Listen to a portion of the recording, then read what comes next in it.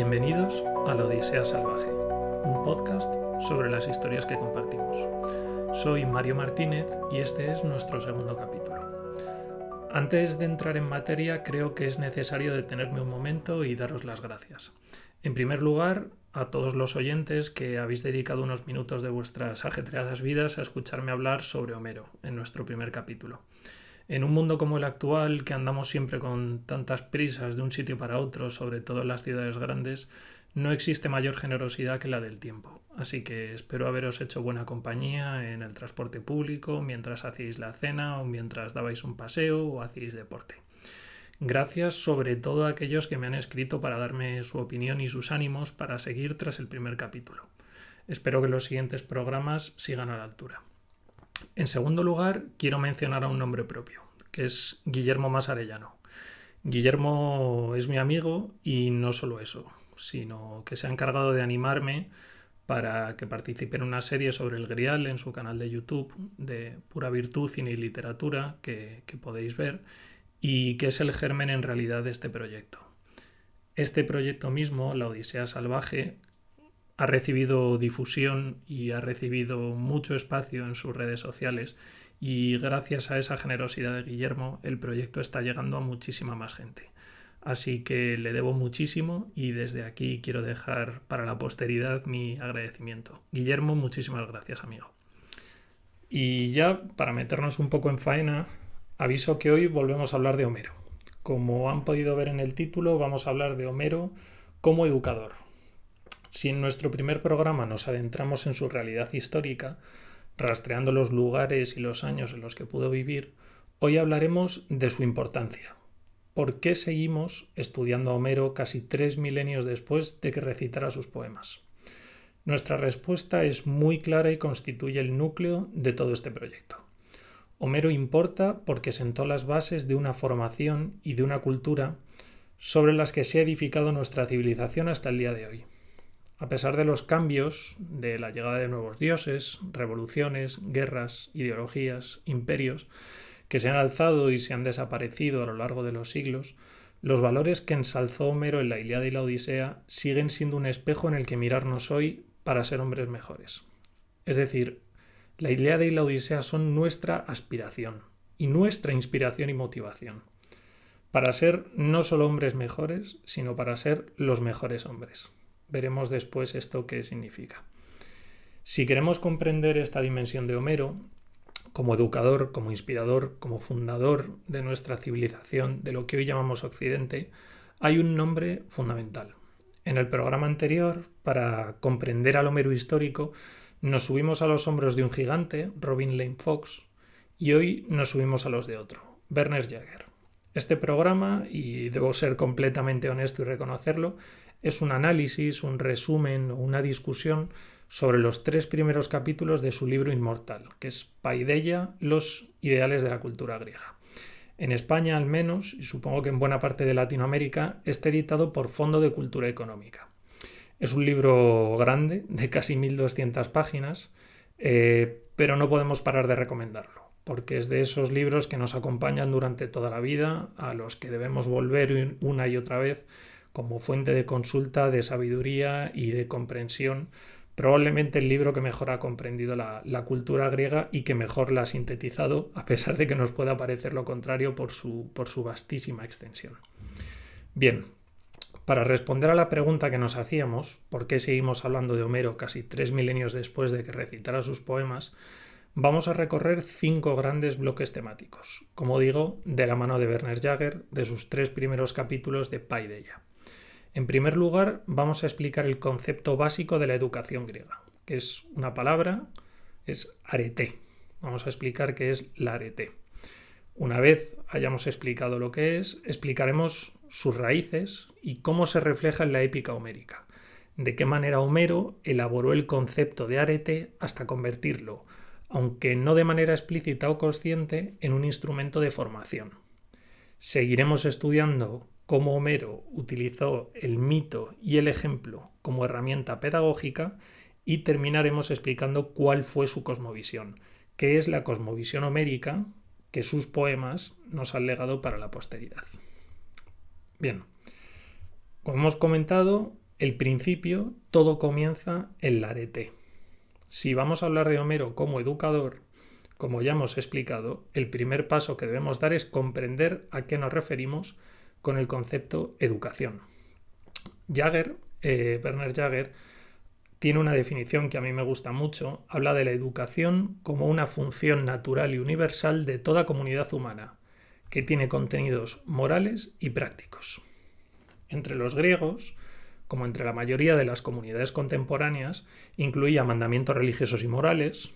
Podemos pensar en honrar a los dioses, honrar a la familia, honrar a la patria, aunque la patria es un concepto más posterior, ¿no? Y reglas más prácticas como la transmisión de conocimientos y habilidades.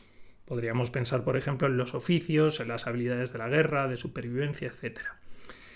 Y sin embargo, distingue este concepto general de educación, que como decimos, reúne contenidos morales y prácticos, de otro más profundo y trascendental, que es el concepto de formación. Para los griegos no bastaba con enseñar cosas útiles que ayudaran a desenvolverse en la realidad, sino que había que ir un paso más allá. La formación va dirigida a algo más, es lo que da un paso más. Concretamente, a lo que se dirige la formación es a dar forma a un tipo ideal de ser humano, a moldear el carácter, la conducta y el alma en torno al concepto de kalón, es decir, la belleza o nobleza entendida como lo que es bueno o debería ser. Y esa formación es la base de lo que nosotros llamamos cultura. Es decir, importante distinguir entre educación, saberes morales y prácticos, un primer paso, y formación. La formación como el deber ser, como el moldear no a un ser humano que puede desenvolverse en la realidad de manera bastante adecuada, de manera bastante práctica, sino que aspira a ser algo mejor, es decir, a autoperfeccionarse, aspira a un ideal. Y sobre esa base del ideal se construye la cultura. Toda cultura, como es natural, nace de una diferenciación de clases. Es decir, no podemos pensar que las culturas son cosas que germinan en el campo, que crecen del suelo y que van permeando a toda la sociedad. No hace falta ser marxista para saber que normalmente quien crea la cultura, quien crea ideales, quien crea los ideales de perfeccionamiento son las clases dominantes. Y en el caso de Grecia no puede ser de otra manera. Los creadores de este tipo ideal, los creadores de su cultura primitiva entendida como al principio, no como básica, fue la aristocracia. Jagger lo expresa en una frase que a mí me entusiasma de su libro. Dice: toda cultura posterior, por muy alto que se levante y aunque cambie de contenido, conserva claro el sello de su origen. La educación no es otra cosa que la forma aristocrática progresivamente espiritualizada de una nación. Es decir, desde la aristocracia se crea un tipo ideal, una cultura, que es lo que da forma a lo que luego llamaremos nación. Bien, la Ilíada y la Odisea son el testimonio escrito más antiguo que conservamos de esa primera cultura aristocrática griega y por lo tanto, precisamente por su conservación, se han convertido en las más influyentes. En el corazón de ambas obras, como núcleo de la educación y la formación de la aristocracia griega, está el concepto de arete. Arete podríamos traducirlo de diferentes maneras. La más aceptada es virtud, pero a día de hoy, cuando pensamos en virtud, tendemos a pensarlo en un sentido moral o cristiano, y no es la manera correcta. La arete, entendida como virtud en el mundo griego, hay que entenderla como una expresión de alto ideal caballeresco, conducta cortesana y heroísmo guerrero. Es decir, la arete es un ideal educador que abarca estas tres cosas: el ideal caballeresco, la conducta cortesana y el heroísmo guerrero. Es una forma aspiracional de estar en el mundo. La arete es la mejora de sí mismo en base a unos valores. Vamos a dar unas pinceladas más sobre este concepto porque es importante para comprender todo lo que vendrá después. En primer lugar, es importante insistir en el origen aristocrático del término y su vinculación con la destreza y la fuerza física como símbolos de distinción, señorío y poder sobre los demás. Se trata de una virtud de clase, de una virtud aristocrática, pero individual, en la que el hombre debe demostrar en la acción estos valores. En segundo lugar, debemos entender que se trata de un concepto dinámico, es decir, que no queda fijado en el tiempo. Y eso hace que la arete griega sea algo único. No se circunscribe solo a la fuerza física, es decir, la arete no significa que un hombre de la aristocracia con un gran linaje venza a otro en batalla. Eso es algo realmente primitivo.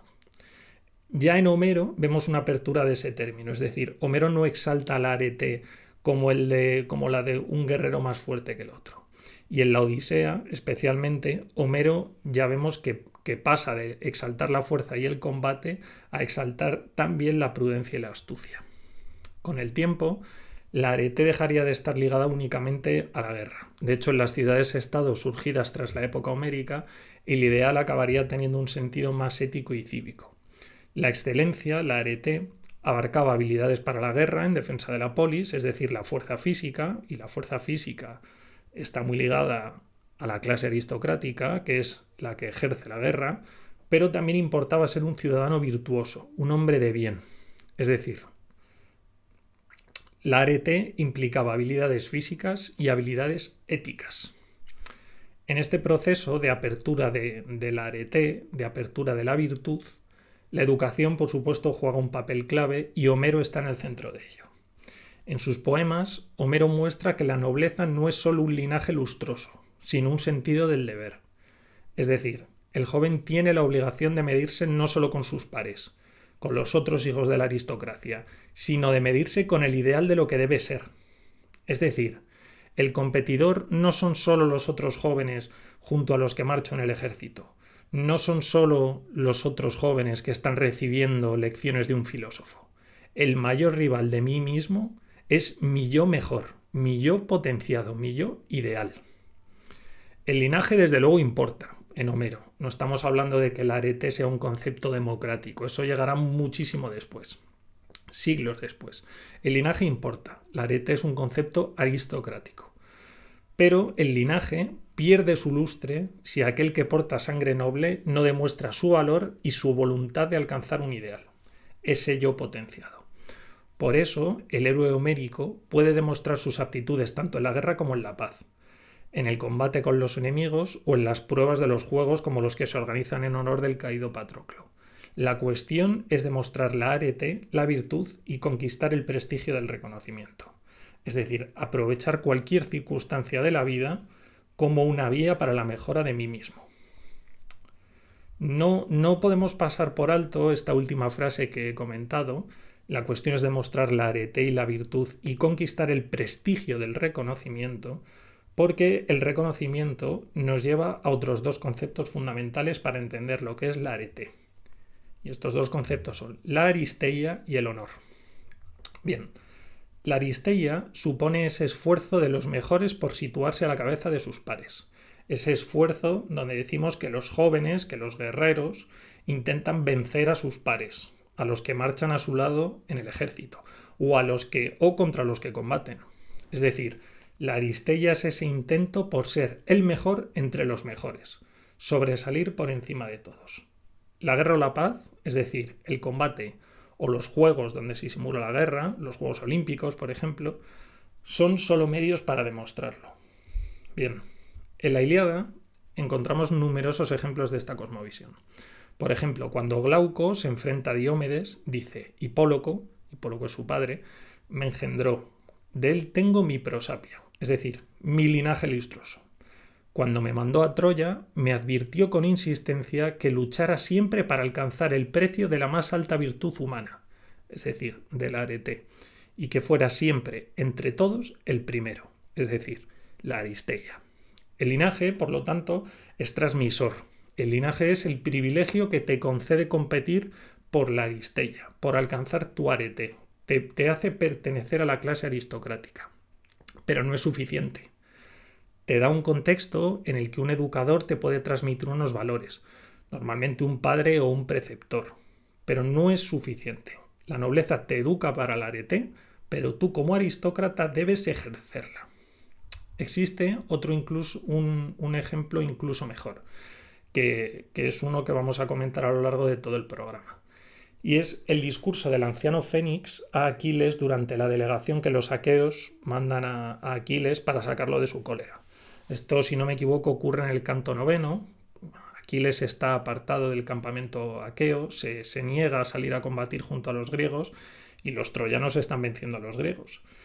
Entonces el ejército aqueo manda a Fénix, que es su educador, junto a Áyax y a Odiseo para convencerle de que, digamos, cure sus heridas con Agamenón y pueda salir a luchar, ¿no?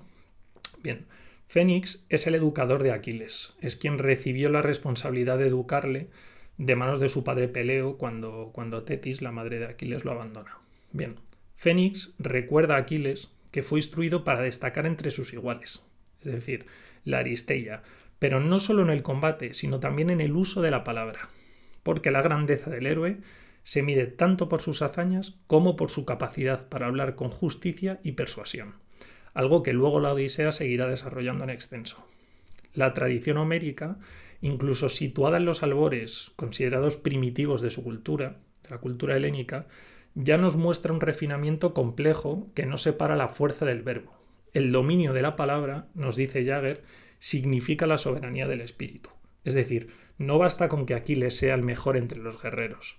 También debe hablar con justicia. También debe demostrar con su palabra, con sus actos, que está por encima de los demás guerreros, de sus compañeros de filas.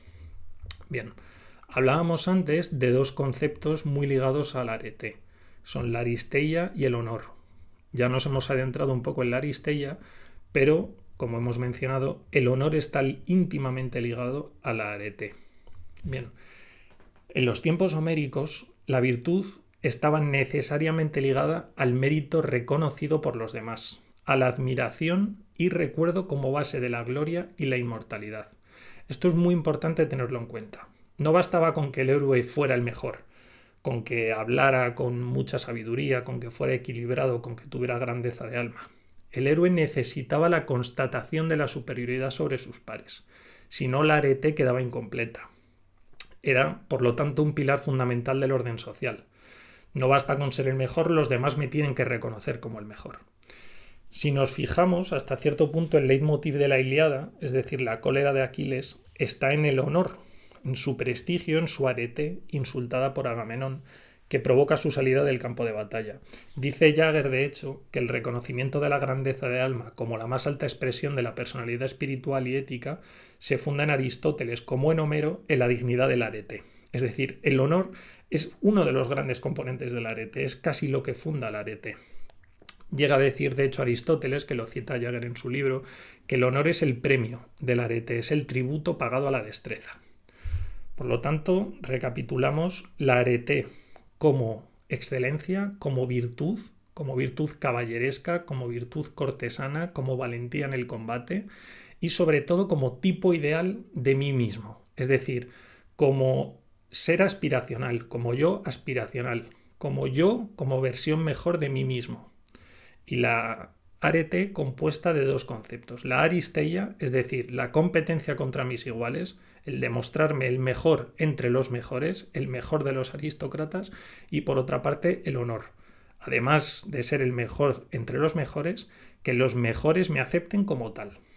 Bien, en todo este universo de valores que encuentra en Homero su fundación poética y su fijación temporal, digamos, porque es el que hace todos estos valores inmortales, Homero, se convierte en la base de educación de los griegos y a la postre de Occidente. La excelencia del arete dio lugar a una cultura que se transmitía de generación en generación con el objetivo de moldear una aristocracia del mérito, capaz de dar lo mejor de sí en combate y de alcanzar una formación moral, intelectual y espiritual que los elevase por encima de todos los demás. No se trataba, por lo tanto, de una formación abstracta, sino práctica. Esto es fundamental tenerlo en cuenta.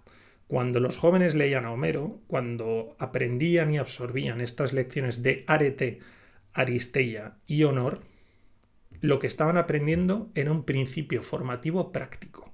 Es decir, esto lo iban a tener que aplicar en su día a día.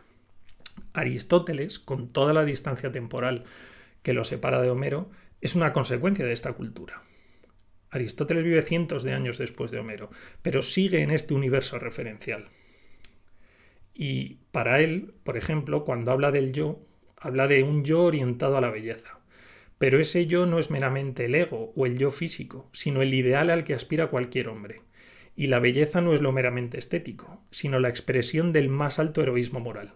Si nos damos cuenta, lo que está hablando Aristóteles es exactamente lo mismo, el mismo universo referencial del que viene Homero. Cita de hecho Jaeger una frase de Aristóteles que es la plasmación definitiva de este universo de valores. Quien se sienta impregnado de la propia estimación preferirá vivir brevemente en el más alto goce que una larga existencia en indolente reposo. Preferirá vivir un año solo por un fin noble que una larga vida por nada. Preferirá cumplir una sola acción grande y magnífica a una serie de pequeñeces insignificantes. Pocas definiciones son tan puras del arete. Eso es el arete. Y pocas pruebas tan claras de supervivencia en la sociedad helénica. Para mí no es extraño que luego Alejandro se lanzara a conquistar el mundo con la Ilíada bajo su brazo, porque si escuchó estas palabras de Aristóteles, probablemente las absorbió y las hizo el motor de su vida. Para comprender mejor el concepto de arete, es indispensable que analicemos su lugar en la formación espiritual y cultural de la nobleza. Bien, los poemas homéricos, como hemos mencionado, son el testimonio directo de esta cultura, y por eso encontramos en ellos ejemplos prácticos de cómo se reflejan tanto en la Ilíada como en la Odisea los conceptos que hemos analizado en la sección anterior. Recordemos, arete, aristeia y honor. La Ilíada y la Odisea no pueden considerarse simples poemas épicos de autor individual, porque como si Homero fuese un poeta moderno, es decir, no pueden valorarse meramente como un divertimento o como la obra distraída de un esteta. Aunque en la Grecia clásica se consideraban sus obras muy superiores desde el punto de vista artístico, es decir, aunque les reconocían su gran técnica, y podemos apreciarla como hicimos en el programa anterior, no deben valorarse exclusivamente por su mérito literario, sino como fuentes esenciales de un conocimiento y una cultura que nos retrotraen al origen de nuestra civilización. En este marco, el juicio estético, es decir, que si Homero era un gran poeta, no es relevante. No estamos para eso hoy. Lo esencial es que estos poemas, incluso si fueron compuestos, si recordamos todo el debate que existía entre los analistas, entre los unitarios, da igual eso realmente, aunque nosotros seamos partidarios de la teoría unitaria. El hecho es que estos poemas pertenecen a una tradición viva, transmitida oralmente a lo largo de siglos e impregnados de los ideales y valores del mundo heroico. En este sentido, según Jaeger, la Ilíada refleja una etapa un poco anterior del pensamiento griego, mientras que la Odisea representa una fase más tardía. Esta distinción cronológica, aunque con matices, se presenta necesaria para todo lo que vamos a hablar a continuación. La Ilíada representaría un sistema de valores vinculado a una sociedad guerrera, con una concepción heroica del arete, aunque ya sabemos que no solo heroica porque está más abierta, pero bueno, digamos que una individualidad heroica. El héroe iliádico se define por su singularidad y excelencia, por su capacidad de destacarse por encima de los demás. Recordemos, la aristeia. Pero como mencionamos anteriormente, no se trata de un ideal exclusivamente militar. Aunque el coraje y la valentía son esenciales, también lo son la palabra, la generosidad y la grandeza de alma. La Odisea ofrece una versión o una visión más matizada del mismo ideal. Odiseo tiene fuerza física, es un héroe de guerra, recordemos que ha estado en las filas con Aquiles, pero sobre todo destaca por su inteligencia, por su astucia y por su resistencia moral. Mientras que Aquiles es el héroe de la fuerza y de la muerte gloriosa, Odiseo es el héroe del retorno y del ingenio. Y estos dos tipos ideales, no contrapuestos, sino perfectamente complementarios, son el núcleo del arete, es decir, son la afirmación del individuo como portador de una grandeza que lo distingue por encima de los demás. Aquiles y Odiseo, por lo tanto, a través de los poemas homéricos, se convirtieron para los griegos en ese baremo ideal con el que debían medirse. Es decir, son el ideal del arete. Bien, la Odisea es una obra que particularmente refleja los valores de la cultura aristocrática. Ya hemos dicho que todo lo que estamos viendo hoy nace de una clase social muy determinada que es la aristocracia griega. Se trata de una clase cerrada, muy consciente de sus privilegios, sus costumbres y sus formas de vivir. Jagger señala incluso que los personajes negativos que aparecen en los poemas iliádicos, como por ejemplo los pretendientes que acosan a Penélope mientras Odiseo no ha vuelto a Ítaca, demuestran, a pesar de que nos resultan antagónicos, un trato exquisito y una educación, a pesar de que Homero los pinte como odiosos, altaneros y violentos. Tal y como se describe a los personajes, hay cierta protección de la cultura aristocrática, entendida como vida sedentaria, poseedora de bienes y portadora de la tradición, como rasgos de la cultura aristocrática necesarios para la transmisión de una cultura de padres a hijos. Bien, dentro de esta clase social se debe entender la educación como una formación de la personalidad mediante el consejo constante y la dirección espiritual. Y para ello es necesario estructurar a los miembros de dicha clase social desde la temprana edad de acuerdo con ideales válidos dentro de su círculo. Ese es el tránsito que comentábamos al principio del podcast entre la educación y la formación. Es decir, recapitulamos que la Ilíada y la Odisea son portadoras de unos valores de una clase social que es la aristocracia, que contienen dentro de sí unos valores que son la arete, la aristeia y el honor, y que a través de los poemas homéricos de la Ilíada y la Odisea, la aristocracia, la clase social que encarna esos valores homéricos, va a transmitir unos valores, es decir, va a dar forma a los valores de la juventud, que va a aportar los valores hacia el futuro. En la Odisea, el ideal es el de la destreza guerrera, sigue siendo la base, pero se añade la estimación de las virtudes espirituales y sociales. Jagger cita numerosos ejemplos. Por ejemplo, Telémaco, el hijo de Odiseo, es descrito en numerosas ocasiones como razonable o inteligente. La mujer de Menelao dice que a éste no le falta excelencia alguna ni en espíritu ni en figura. De Nausicaa se dice que no yerra nunca en la inteligencia de los pensamientos justos. Penélope, la mujer de Odiseo, la madre de Telémaco, es descrita como prudente e inteligente. Es interesante ver este caso de Penélope porque refleja también otro elemento que podemos mencionar. Ya hemos dicho que la arete, que se puede entender como la cultura guerrera a través de la aristeia y del honor, la victoria militar, pero también la prudencia, la forma de estar en el mundo, que esta forma de arete es propia de la cultura aristocrática, pero sería justo decir que es propia de la cultura aristocrática masculina. Sin embargo, en la vieja cultura aristocrática, frente a ese ideal de la destreza guerrera en los hombres, tenemos la arete propia de la mujer, que es la hermosura. Pero la hermosura no tiene que ver exclusivamente con la solicitud erótica, que sin duda está presente en ciertas dimensiones de los poemas homéricos, por ejemplo en el caso de Helena, sino con el señorío sobre el hogar. En la mujer como custodia de las tradiciones y del orden, que es lo que representa, por ejemplo, Penélope, la esposa de Odiseo. Tampoco como consecuencia de visiones modernas. Debemos considerarla en una posición de sometimiento, es decir, no podemos pensar exclusivamente en la mujer relegada al hogar como una sirvienta. Tenemos, por ejemplo, el caso de Arete, la esposa del príncipe Feacio, que en la Odisea es honrada por el pueblo casi como una divinidad y que intercede en las decisiones de su marido. De hecho, Odiseo, cuando los visita, se abraza a ella en posición de suplicante. No es exagerado, por lo tanto, decir que la mujer, en este mundo de valores de la arete, ejerce un papel moderador y matizador en el núcleo primitivo y violento y juega un rol muy importante en su apertura de concepto y ampliación. Es además la mujer guía e inspiración, encarnada por ejemplo en la diosa Palas Atenea, deidad protectora y guía de Odiseo a lo largo de toda la obra.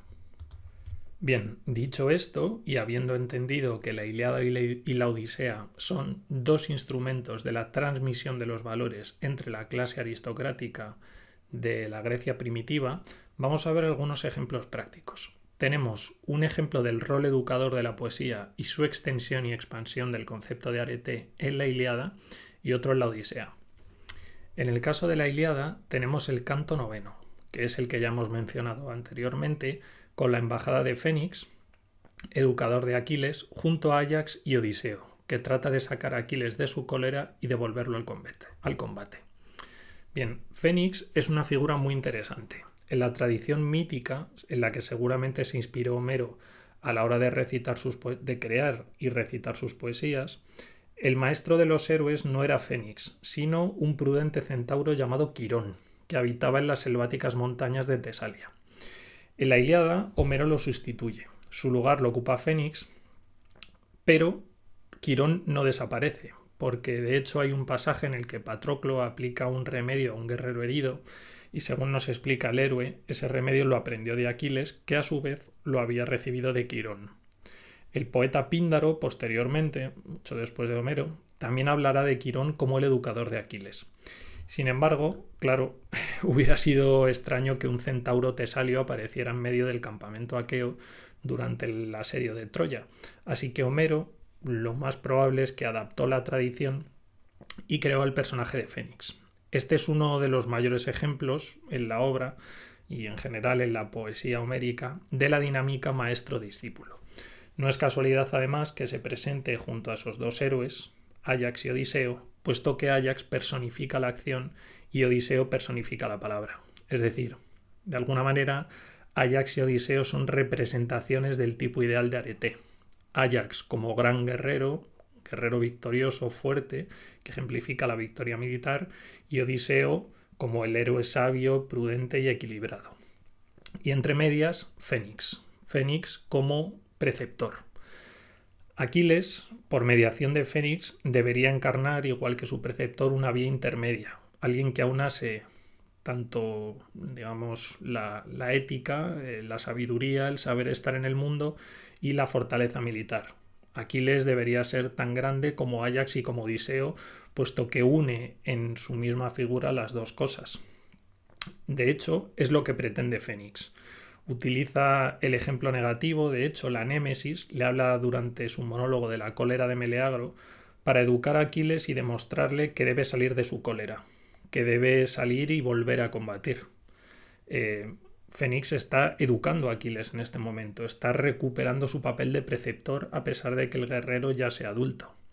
Fénix, se nos dice en la obra, es amigo de su padre Peleo, a quien el niño Aquiles fue entregado cuando el padre fue abandonado por Tetis, y Fénix le recuerda la niñez para que vuelva a combatir, como ha imprimido en él un alto ideal de conducta modelado por la tradición. Sin embargo, esta apología de la educación en manos de Fénix es asimismo un reconocimiento de los límites de la educación, pues la delegación formada por Áyax, Odiseo y Fénix no puede doblegar a Ate. Ate, en la cultura griega, es la locura irracional que invade la voluntad de los héroes, que tiene además una composición casi divina. Lo que sí puede hacer la educación, si la educación no puede moderar la cólera y la locura de Aquiles, al menos sí puede reparar sus daños. Si Aquiles representa y simboliza en el poema la pugna entre la educación y las pasiones ciegas, Telémaco, en la Odisea, representa el papel moderador de la educación en la intelección de un joven abierto a recibir el mensaje de sus educadores. No es casualidad que la telemaquia, es decir, la educación de Telémaco, que constituye una parte importante de los 4 primeros cantos de la Odisea, sea una de las partes más interesantes. Telémaco presta atención a Mentes, bajo el cual se esconde en realidad la diosa Palas Atenea, la guía de su padre. Telémaco, se nos dice, es un joven dócil que se deja guiar por el consejo de alguien más experimentado y su apertura a los consejos le llevará a la acción y la gloria. Es de alguna manera el reverso luminoso de Aquiles. En los 3 cantos siguientes, tras el primero, Atenea lo guía en su viaje por Pilos y Esparta. Es la voz que siempre le aconseja cuando se encuentra en una situación difícil. Le instruye Mentor digamos sería el equivalente a Fénix, en las formas sociales a la hora de hablar con grandes señores. Y de esta manera, el joven, que una vez estaba desamparado ante los pretendientes de su madre, que no sabía muy bien qué hacer, que en condiciones de sensibilidad y de debilidad, pretende en público denunciar a los pretendientes de su madre y es prácticamente humillado y tiene que salir él mismo sin la ayuda de la ciudad a buscar a su padre. De esta manera, el joven se convierte en un hombre. Solo ese fracaso pero con la apertura de mente a la educación, a la didáctica, le permite tomar el camino que le convertirá en una mejor versión de sí mismo. Sin embargo, a pesar de que tanto en la Ilíada como en la Odisea tengamos estos dos ejemplos claros donde la educación, donde los preceptores juegan un papel fundamental, vemos que en la Ilíada y la Odisea de manera opuesta, pero realmente no tan opuesta, sino hasta cierto punto complementaria. Digo que aunque estos dos elementos sean tan importantes y estemos analizándolos tan en detalle, no podemos considerar en ningún caso que la Ilíada y la Odisea sean una novela pedagógica o un manual educativo.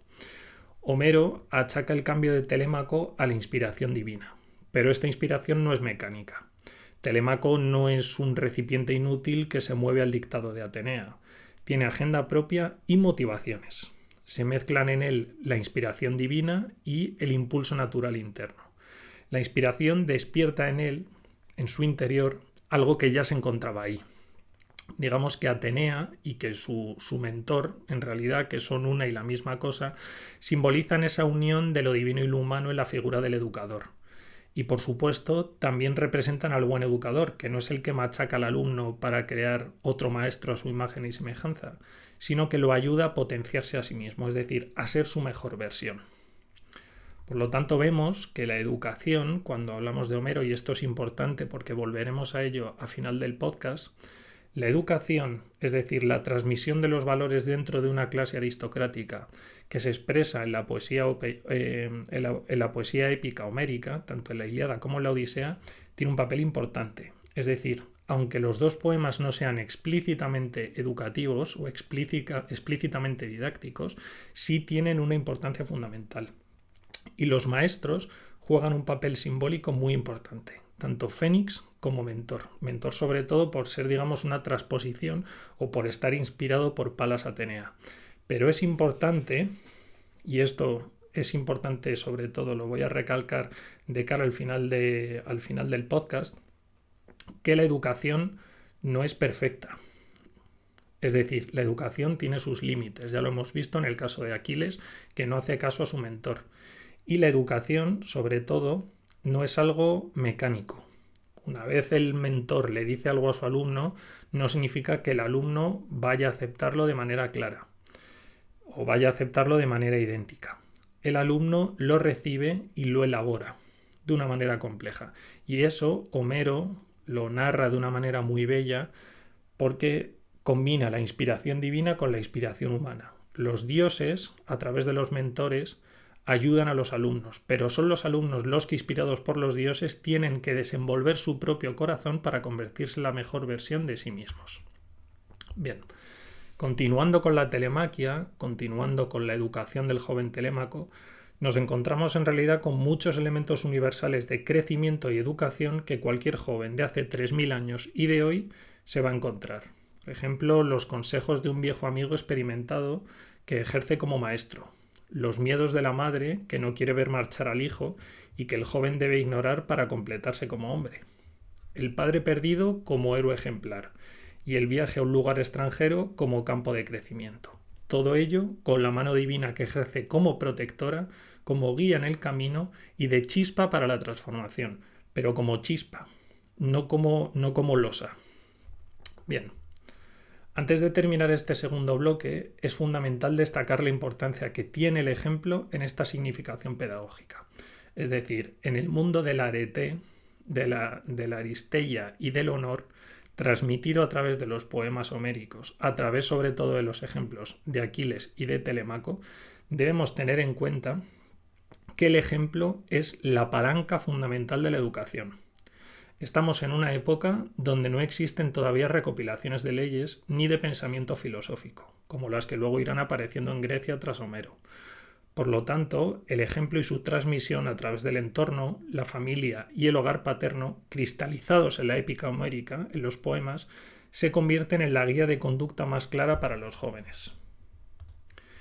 Esto es lo que hace que los poemas homéricos tengan tanta resonancia no solo en su época sino en la nuestra.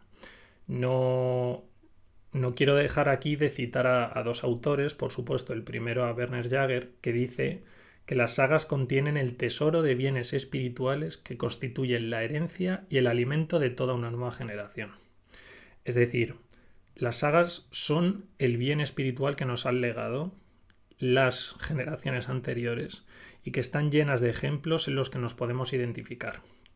Aquí sí que quiero citar en extenso una cita de un libro que me entusiasma, Eocen, de Alexander Kingley, que es un joven aristócrata inglés que viaja a Oriente y que escribe un libro, está editado en Valdemar, en la colección del Club Diógenes, se lo recomiendo muchísimo, y tiene un capítulo dedicado a sus viajes por la Tróade, por la zona donde está realmente Troya, los restos arqueológicos de Troya, y donde él comenta esta labor educativa, donde él habla de Homero y de la épica homérica como ese tesoro espiritual que le ha llegado a él como ejemplo y en el que prácticamente 3000 años después de Homero, un joven inglés sigue inspirándose en su ejemplo. Cito una serie de frases que él dice y que son un ejemplo perfecto de esto. Dice Alexander Kingley: la más humilde y piadosa de las mujeres era, no obstante, una madre lo bastante orgullosa para enseñar a su primogénito, no los himnos de Watts, sino solamente esto: a encontrar un hogar en su silla de montar y amar al viejo Homero y todo lo cantado por él. La Ilíada, línea por línea, la asimilaba mentalmente con reverencia y amor.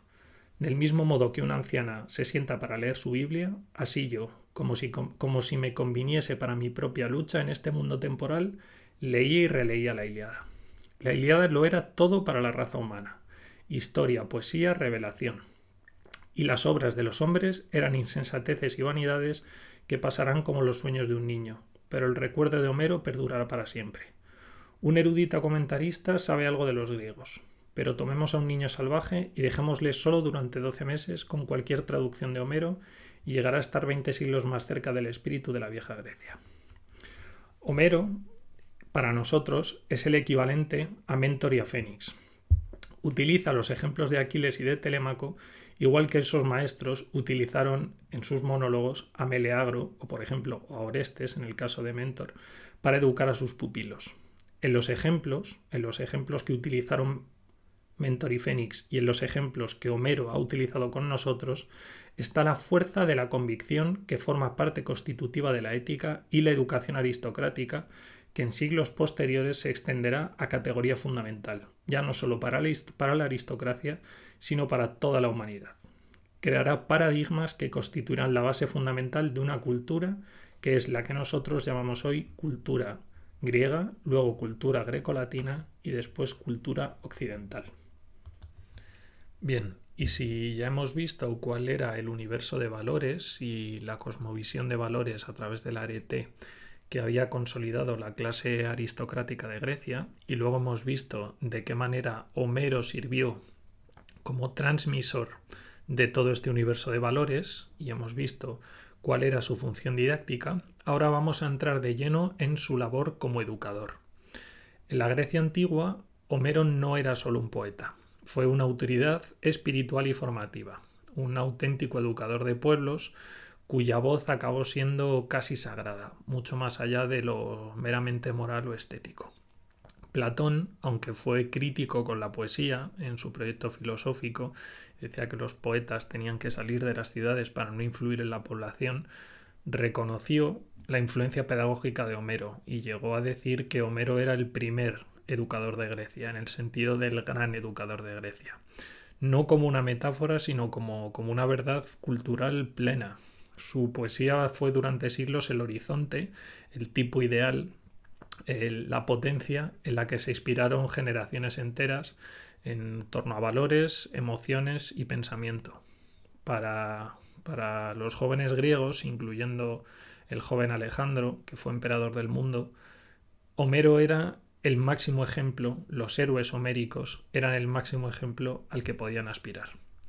Desde esta perspectiva, la obra homérica se aleja radicalmente de la concepción moderna que tenemos hoy en día del arte desligado de la vida o de lo verdadero. Para los griegos, la poesía no era una esfera separada del conocimiento o de la ética, y esto es muy importante remarcarlo. Para los griegos, la poesía era una vía de acceso tanto al conocimiento como a la ética. La belleza no se concebía como algo meramente estético en el sentido moderno, sino como una forma de verdad, es decir, una manera de poner el alma humana frente a su destino, sus pasiones y sus dilemas morales. A diferencia de épocas posteriores, sobre todo desde el cristianismo y hasta estéticas formales más modernas, en el mundo griego la poesía no se desentendía de su función ética. Por el contrario, lo estético y lo ético estaban unidos en una raíz común. No se trataba de que lo moral fuera un añadido a la obra, o de que una obra de entretenimiento, por ejemplo, tuviera un objetivo moralizante, sino de que la forma y el contenido surgieran de una misma visión del mundo, que estuvieran completamente entrelazadas. Es decir, que el arte no fuera evasión, sino iluminación. Esta concepción de la poesía como un acto educativo radical queda desdibujada cuando se reduce Homero al estatus de narrador mítico, o de gran creador, o de gran artista. Esa mirada realmente empobrece el papel esencial que tuvo su obra en la formación del alma griega y occidental. El verdadero sentido helénico de la poesía no reside en el relato externo, sino en la capacidad de movilizar emocionalmente al oyente o al lector hacia una forma superior de comprensión y de ser. Homero en este sentido no educa a través de reglas, es decir, no es un educador en el sentido que comentábamos al principio. No es meramente alguien que te da conceptos prácticos o abstractos sobre cómo estar en el mundo, sino que es un formador. Deberíamos hablar, aunque el podcast se vaya a llamar Homero el educador, deberíamos hablar de Homero el formador, porque es quien forma, quien da forma a un tipo ideal, a una cultura aspiracional en la que se van a ver decenas de generaciones posteriores. Generaciones que querrán alcanzar su yo potencial, su yo mejor. Y lo harán midiéndose a sí mismos con Aquiles, con Héctor o con Odiseo. Verán sus dilemas existenciales reflejados, encarnados en las aventuras de estos héroes, y se inspirarán en sus experiencias para ser mejores. Para los griegos, la verdadera educación no era una transmisión de contenidos, ya lo hemos dicho, sino una transformación del alma. Repetimos, educación y formación. Para esto tenían un nombre que es la psicagogia. No sé si lo he pronunciado bien, pero en definitiva, esta palabra, la psicagogia, es el arte de guiar el alma humana. Solo una obra que lograra conmover, digamos, podía considerarse formadora, educativa. Me gusta particularmente la manera en la que lo expresa Jagger, porque dice que la poesía homérica es más filosófica que la vida real, pero al mismo tiempo, por su concentrada realidad espiritual, es más vital que el conocimiento filosófico. Por ello, tanto la Ilíada como la Odisea son la máxima expresión de este concepto. Ninguna épica contemporánea captó lo eterno en un sentido tan universal y perdurable como lo hicieron estos dos poemas. Y es interesante reflexionar sobre esto, porque cuando analizamos los textos homéricos se da la paradoja de que son reflejo de un mundo que desapareció sin dejar extensos rastros arqueológicos, pero cuyo pathos y ethos grabado en los poemas épicos, conservados en las tradiciones sociales del mundo griego, se convirtieron en el fundamento de la cultura helénica, grecolatina y occidental. El pathos heroico del hombre, que es el aliento espiritual de la Ilíada, y el ethos, la cultura y moral aristocrática que se impone en la Odisea. Y verdaderamente me detengo aquí un momento porque este es el núcleo del programa, del proyecto de la Odisea salvaje y de toda mi propuesta sobre el mundo moderno. Desde aquí, desde esta reflexión, debemos edificar una propuesta frente a la modernidad y la posmodernidad. El hombre, como dice la Ilíada, debe aspirar a lo más alto, a la mejora, a destacar, a ser el mejor entre los mejores. Y debe hacerlo, como dice la Odisea, desde una posición en el mundo de educación, cortesía, liberalidad y grandeza de alma. Esta es nuestra propuesta para este tiempo loco. Este es realmente el alma del proyecto de la Odisea salvaje y por eso creo que importa Homero. Esta visión del mundo tuvo su origen en el mundo que ya hemos descrito, el mundo de la aristocracia primitiva griega, pero se fijó, extendió y perduró gracias a los contadores de historias, a los aedos, de los que el propio Homero habla en su obra. El objetivo de aquellos hombres era mantener vivos los hechos de hombres y dioses, es decir, eran mantenedores de la gloria. Como bien indica Jagger, el cantor del primer canto de la Odisea recibe el nombre de Femio, que puede traducirse por conocedor de la gloria. El hecho de conocer la gloria del pasado, aunque sea sin una intención educadora explícita y consciente, ya supone un acto didáctico. Como dice Platón en el Fedro, en tanto que glorifica los innumerables hechos del pasado, educa a la posteridad. Bien, igual que los héroes necesitaban el honor para que su arete fuera reconocida, lo hemos hablado al principio del podcast, y engrandecerse, el aedo de alguna manera alimenta en la eternidad los hechos y los engrandece. Así, la épica se alimenta del mito, no como mero hecho narrativo ni como curiosidad histórica, sino como paradigma permanente, como instancia normativa que constituye la base de todo un universo de pensamientos ideales y normas que dan validez universal a los hechos de los hombres. Por eso, y esto Jagger lo resume en una de sus frases más bellas, dice que los mitos y las leyendas heroicas constituyen el tesoro inextinguible de ejemplos y modelos de la nación. Es decir, todo lo que hemos comentado hasta ahora, los aedos, digamos que cogen los ejemplos de los héroes, los universalizan a través de sus poemas y crean todo un compendio de ejemplos que se convierten en el acervo cultural, en el tesoro inextinguible de modelos para la nación. Es decir, crea toda una serie de modelos en los que los jóvenes de las generaciones posteriores podrán mirarse para aspirar a ser mejores. Si la épica buscaba precisamente el ennoblecimiento y el mantenimiento de la gloria de los héroes del pasado convertidos en ejemplos, estos ejemplos a los que me refiero, en los que los jóvenes pueden mirarse, es inevitable observar cierta tendencia al idealismo. Un posmoderno, o realmente un moderno, lo que se dedicaría es a estudiar la Ilíada y la Odisea y decirnos que Aquiles en realidad no era tan valiente, que un día huyó, que Odiseo en realidad no era tan listo, sino que había plagiado algo de algún sitio. Este afán un poco iconoclasta que ha caracterizado toda nuestra época por reducir los grandes héroes de antaño a seres humanos titubeantes de los que no tenemos nada que aprender porque realmente somos todos unos miserables, ¿no? Bien, la Ilíada representa precisamente el espíritu opuesto a eso. Tiene tendencia al idealismo, no a mirar en los defectos de los héroes, sino a engrandecer sus virtudes. Ese carácter idealista, expresado en recursos literarios que tienden siempre a ensalzar y ponderar antes que a condenar, son el alma del género épico y lo distingue de todos los demás géneros poéticos de Grecia, y en realidad de todos los que vendrían después. Siempre crea ejemplares heroicos de los hombres en lucha contra la existencia y la consecución de un alto fin. Este espíritu, lejos de parecernos infantil o propio de un estado de civilización temprano, es fundacional.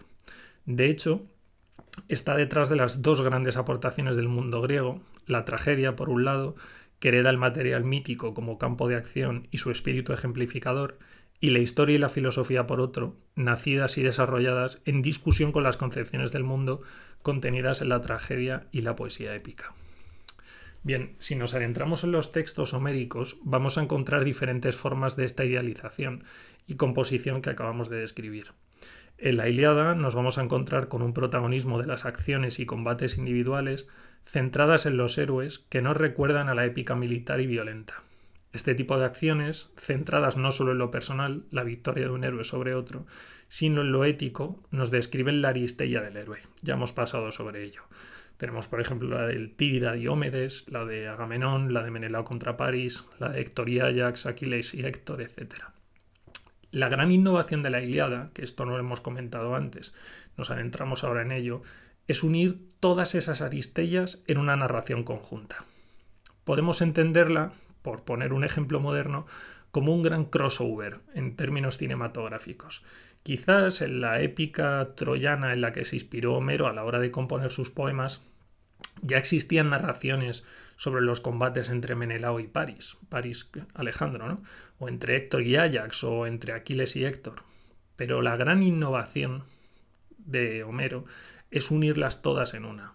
No es ya la lucha de un solo héroe, sino la de muchos héroes por alzarse por encima de sí mismos y alcanzar la más alta arete. Es decir, todos los héroes, Homero de alguna manera coloca las aristeias de todos los héroes para ver quién alcanza la más alta arete. Este es el corazón de la obra, no el rapto de Helena. El rapto de Helena es realmente secundario, sino los hechos que permiten a los héroes alzarse sobre sí. Sobre este trasfondo destaca el protagonista, que realmente es Aquiles, que ejerce como núcleo magnético sobre las aventuras de los diferentes héroes.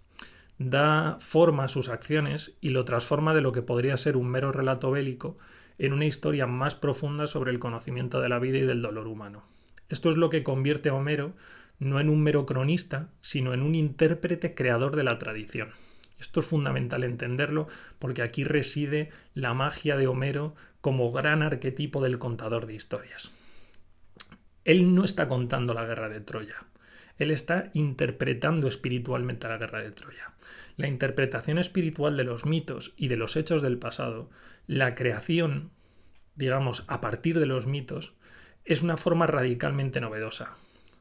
Este es el arte de los aedos, y su influencia como instrumento pedagógico y transmisor del alma del poema en las siguientes generaciones.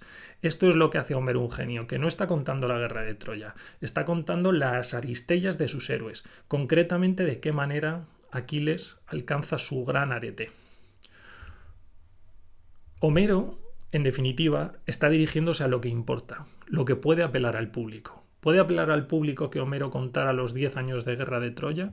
Quizás para algunos curiosos, pero probablemente no para el gran público, no para sus oyentes en los palacios, no para sus oyentes cuando se lanzaba a cantar en algún sitio. ¿Qué es lo que apela? Lo que apela al público es la gloria de la mayor aristella de la guerra de Troya, que es la de Aquiles sobre Héctor, mezclada con la tragedia de su propio fin y la importancia de su cólera para crear una situación donde se producirá la aristella de todos los demás héroes. Me explico porque quizás esto queda algo complejo, pero tenemos que ponernos en una situación muy concreta, que es la de una sociedad griega que consideraba la aristella, la virtud, la excelencia, la mejora del hombre, la mejora del yo, como la máxima aspiración a la que podía llegar un hombre.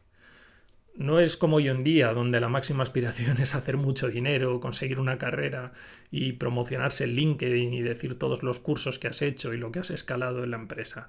Por aquel entonces, el triunfo de la aristella, el triunfo del arete, el alcanzar tu máximo potencial como héroe, el medirte con los grandes héroes del pasado, era lo máximo a lo que podía aspirar un hombre. ¿Y de qué manera esto se manifestaba en la Ilíada? Bien, pues en la aristella de Aquiles, en la historia de Aquiles. Tenemos que tener en cuenta que Aquiles decide ejecutar a Héctor sabiendo que él mismo morirá. Es decir, hay un componente trágico, él es consciente de su final, él es consciente de que si mata a Héctor seguramente morirá joven, pero inmortal. Sus hechos, su gloria se convertirá en inmortal y él decide morir joven, decide tener una vida corta pero inmortal a vivir cómodo una larga vida. Su tragedia es aún mayor, además de esto, si consideramos que ha sido su cólera lo que ha movido a Patroclo al combate individual contra Héctor y ha provocado su muerte. Y es todavía más grande si entendemos que se ha decidido a ejecutarlo, como digo, siendo consciente de su propia muerte. Ha habido una decisión deliberada de Aquiles de hacer las cosas como ha hecho, no por la comodidad, no por el sentido razonable o racional de las cosas, sino por alcanzar su aristella, por erigirse por encima de todos los demás, por hacer de su destino algo completamente único y excelente. Que este sea el motor de la historia nos demuestra que existe detrás, como hablamos en el primer programa, que existe detrás una idea que va mucho más allá de la narración histórica, crónica o científica. Una idea que en realidad es un designio ético. Por un lado, por ejemplo, tenemos la discusión entre Aquiles y Agamenón que arbitra el anciano Néstor. Es una figura un poco parecida a la de Fénix. Ambos están cegados por Ate, por esta cólera irracional. Podemos aquí recuperar, por ejemplo, la telemaquia de la que hablábamos antes, donde el hijo de Odiseo recibía la inspiración divina pero podía decidir el curso de sus acciones. En Aquiles, luego, arrepentido por la ceguera de su cólera, que le ha llevado a rehuir la lucha y la posibilidad del heroísmo, hay una lucha entre este Ate, entre la cólera irracional como fuerza divina capaz de cegar a un hombre, y la voluntad del héroe de sobreponerse a ella, de convertirse en coautor inconsciente de ella. Y esa interacción constante entre lo divino y lo humano refleja la concepción homérica de la realidad. entendida como una armonía perfecta de la naturaleza y de la vida humana. En su visión del mundo, en la visión del mundo de Homero, todo tiene un ritmo coherente. El día, la noche, el trabajo, el descanso. No se entrega al caos ni a una moral rígida, sino que observa la vida con una mirada lúcida y total. Y esa mirada lúcida y total es la que aplica, como digo, a la cólera de Aquiles. La cólera de Aquiles como motor de la Ilíada. Como decíamos, por lo tanto, el arte de Homero no se basa en copiar la realidad. Es decir, no se basa en narrar, como decíamos, los 10 años de la guerra de Troya, sino en penetrar la realidad hasta encontrar algo universal. ¿Y cómo lo hace? A través de lo particular, a través de la cólera de Aquiles. Por eso su realismo tiene una dimensión casi mítica, porque convierte lo particular en algo necesario y eterno. Esa es la raíz profunda de la fuerza de sus poemas. En su visión del mundo, todo responde a un ritmo coherente. Como decíamos, el día y la noche, el trabajo y el descanso, la cólera y el sosiego. Su mirada no se entrega ni al caos ni a una moral rígida, sino que observa la existencia con lucidez y totalidad. Las pasiones humanas, en su obra, son tan reales como las fuerzas físicas, y aunque reconoce su potencia arrasadora, la de la AT, Homero siempre introduce una ley interna, una fuerza ética que las contiene y les da sentido. Y esta ética no es un deber impuesto desde fuera, sino una forma de estar en sintonía con lo esencial del ser. Es precisamente esto de lo que hablábamos antes cuando hemos mencionado a Aquiles como el núcleo del poema. Es decir, las pasiones humanas son tan reales como las fuerzas físicas, decíamos, y reconoce su potencia arrasadora, es decir, reconoce que la AT, que la cólera de Aquiles, que la locura que atraviesa a Aquiles es lo que desencadena todos los hechos que narra la Ilíada. Sin embargo, Homero no desespera. Homero no considera que el destino, o no considera que las pasiones, o no considera que la fuerza divina que inspira las pasiones pueda ser determinante para el poema en un sentido de hacer tabula rasa. Es decir, no considera que, bueno, pues si los dioses han introducido la cólera en Aquiles, aquí no tenemos nada más que hacer. El propio Aquiles no tiene nada más que hacer. No. Hay una fuerza ética, algo que nace de dentro, que convierte a los hombres en coautores del destino junto a los dioses. Y esa mirada, esa dualidad, es lo que está detrás de la cosmovisión de Homero. Y de lo que hace su labor educadora algo tan particular, algo tan bonito y sobre todo algo tan eterno como para que nos haya llegado y para que esté yo y aquí 3000 años después a los hombros de todos los que han estudiado a Homero durante tantos milenios hablando de él. El arte de Homero, como decíamos, no consiste en reproducir mecánicamente la realidad visible ni en copiar el mundo tal y como se representa por los sentidos. Su intención es penetrar lo suficiente hasta alcanzar lo universal que late en el interior. Por eso su realismo nunca es descriptivo ni naturalista. Es decir, tiende a la idealización, como decíamos antes. Cada gesto, cada rasgo de los personajes trasciende lo individual y se convierte en una figura trascendental. Lo particular se eleva a lo universal, se eleva a lo eterno. Esta transfiguración, que podríamos decir, es el secreto de la potencia espiritual de su obra. No es una mera sucesión de hechos, insistimos, no es una crónica, sino una descripción de relaciones profundas entre causas y efectos. La cólera de Aquiles, que es el centro de la obra de la Ilíada, no es simplemente orgullo herido por un hombre demasiado sensible. Es el detonante de una secuencia trágica que pone en juego el destino de los hombres y el equilibrio del cosmos. Desde este punto inicial, una ofensa puntual, un conflicto entre dos hombres, Agamenón y Aquiles, la narración se expande hasta entrelazar lo humano y lo divino.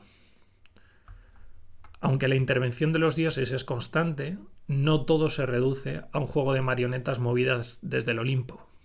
Los personajes no están vacíos. Volvemos de nuevo a esta idea. Al contrario, poseen una motivación interior poderosa, algo que limita la voluntad de los dioses o que la complementa. Y esta es la comprensión profunda de la naturaleza humana que tiene Homero. Aquiles o Héctor u Odiseo no son simples piezas del destino, son hombres con conciencia, con voluntad. Y al mismo tiempo, sus actos no solo se pueden explicar desde lo psicológico. Homero no es un realista. Los dioses actúan, los dioses existen, y no simplemente como un recurso narrativo, sino como encarnaciones de fuerzas arquetípicas, como expresiones espirituales integradas en la realidad. Aquí hay algo incluso de Joseph Campbell, ¿no? Lo divino, en Homero, el papel de lo divino cambia a lo largo del relato. Si al principio los dioses pueden parecer agentes externos, progresivamente se van interiorizando, se convierten en guías, se convierten en voces del alma, se convierten en complementos de la voluntad interna del héroe. El ejemplo más claro es el de Atenea, que acompaña a Odiseo como protectora a lo largo de toda su aventura. Y no es un acompañante teatral, sino que es una presencia interiorizada, es la inteligencia activa que inspira la prudencia y la acción de Odiseo. Este equilibrio entre lo humano y lo divino no es exclusivo del mundo griego, o este juego de equilibrio, si lo podemos decir, ¿no? Hay otras culturas, las culturas asiáticas, por ejemplo, presentan también una cosmovisión donde las divinidades intervienen en la historia. La originalidad real de Homero se esconde en otro lado. Homero introduce algo que es nuevo, y es su esfuerzo por mantener el equilibrio, por su esfuerzo porque el hombre no sea aplastado por la voluntad divina. En los poemas épicos de Homero, toda acción tiene una dimensión doble. Se puede leer desde el plano humano, psicológico o ético, pero también desde un plano trascendental, como expresión de la voluntad de los dioses. Y esta duplicidad es su sello más profundo como arte. Lo humano y lo divino no se excluyen, siempre se entrelazan y se complementan. Cada escena, cada combate se desarrolla simultáneamente en un plano visible y en otro invisible. Esta concepción es, yo diría, más bien distinta o contrasta radicalmente, en realidad, con la épica medieval cristiana, de la que hablaremos en otros programas, donde los dioses no intervienen porque ya no existen, existe Dios, y donde la acción tiende a reducirse a la interioridad subjetiva del héroe. No digamos ya en las creaciones contemporáneas. Sin embargo, en la epopeya homérica, por el contrario, es más objetiva. Presenta una estructura del mundo en la que el hombre está en el centro, pero no está solo. En Homero, el hombre actúa con libertad, con responsabilidad. La visión, quizás decir que es antropocéntrica es algo excesiva, pero en ningún caso es soberbia. El hombre homérico está en el centro del mundo, el hombre preocupa a Homero, Homero escribe para los hombres, pero el hombre no está solo. El hombre vive en un mundo donde la divinidad importa, donde la divinidad aplica un ritmo, aplica un orden, aplica una serie de reglas de las que el hombre no puede escapar, a las que el hombre ciertamente se puede resistir, pero resistir tiene por supuesto consecuencias. En cualquier caso, no existe oposición entre el hombre y los dioses, existe complementariedad. La Odisea, de hecho, representa más claramente esta estructura espiritual. Es una obra quizás más racional o más sistemática que la Ilíada. En ella se habla a los dioses, se les consulta, pero todo está perfectamente entretejido con la voluntad humana y con las consecuencias de los actos y de la voluntad humana. El hombre actúa, pero lo hace siempre en relación activa con lo divino.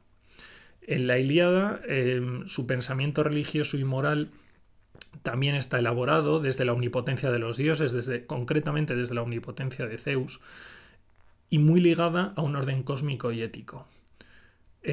Sin embargo, como digo, no es arbitrario, siempre hay justicia. El ser humano no es ajeno a ese orden, sino que es parte de él. No hay sumisión, sino conciencia. Esta ética, que podríamos pensar quizás desde una perspectiva moderna, que esté reñida con la libertad, pero no lo está. Homero lo que demuestra a lo largo de todos sus poemas es que sus personajes o sus dioses no presentan una voluntad divina como peso o como cadena, sino como una fuerza que guía sin anular. Y esto es muy importante porque creo que está en el corazón de lo que dice del mensaje homérico. Los dioses acompañan o inspiran. No son como Ate, que lanzan una ceguera que arrastra hacia el abismo a los personajes, sino que la divinidad apoya. Por eso en la Odisea puede, digamos, considerarse la culminación de lo que empieza en la Ilíada, y por eso creo incluso que puede formar parte del mismo autor.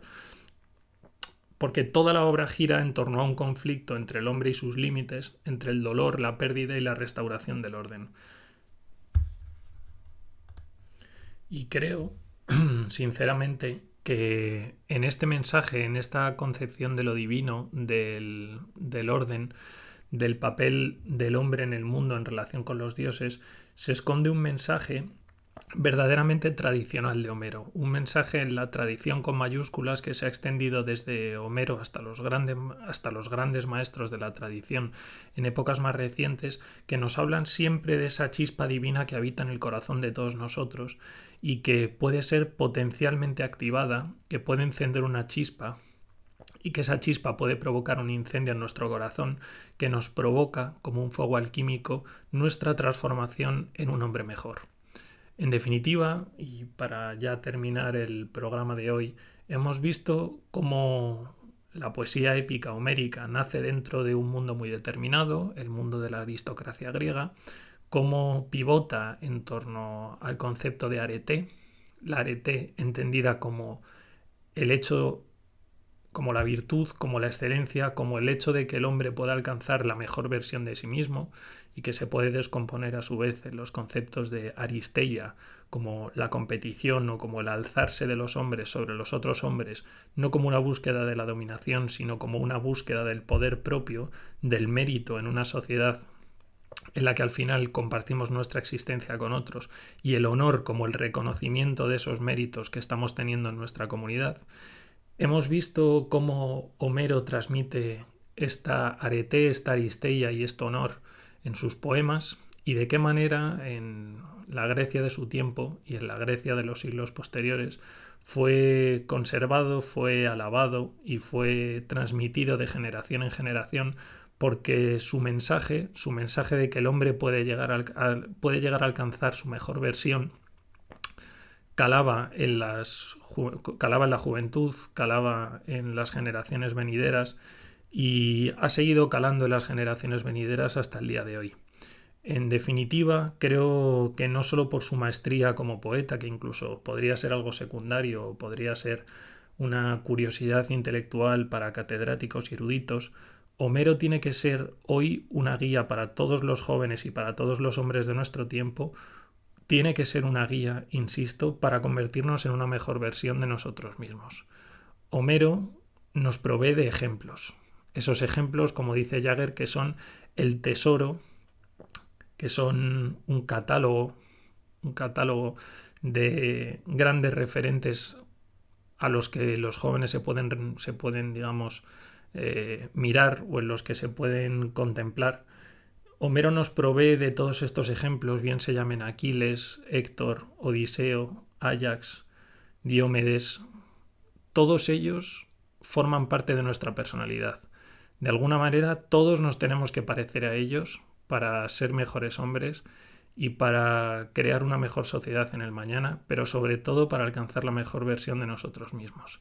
Y no podemos ser una mejor versión de nosotros mismos si no reconocemos nuestro lugar en el cosmos, si no reconocemos nuestra versión con la divinidad y si no buscamos en nuestro corazón, igual que lo hace Homero o igual que lo hizo Odiseo en la obra de Homero, esa chispa divina que nos puede guiar a través de la Odisea, que es este viaje por la modernidad en el que todos estamos metidos. Así que con estas palabras me despido. Les agradezco mucho a todos aquellos que hayan llegado hasta esta parte del podcast. Espero que lo hayan disfrutado. Volveremos en el futuro con Homero, volveremos con otras historias, con otros aedos de quizás tiempos más recientes y esperamos verlos en los siguientes programas. Muchísimas gracias y hasta la próxima.